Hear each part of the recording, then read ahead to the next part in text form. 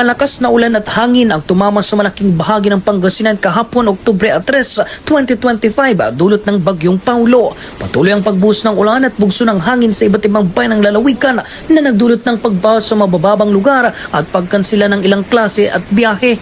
Sa kuhang video ni Gerald Cayabyab mula sa sitio sa Bangad, Bunuan, Gasset, Dagupan City, makikita ang matinding hampas ng hangin at ulan sa gitna ng pananalasa ng bagyo.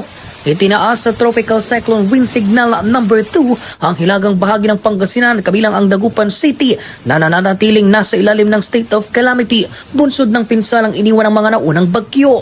Patuloy ang pagbabantay ng lokal na pamahalaan at mga emergency response teams sa sitwasyon.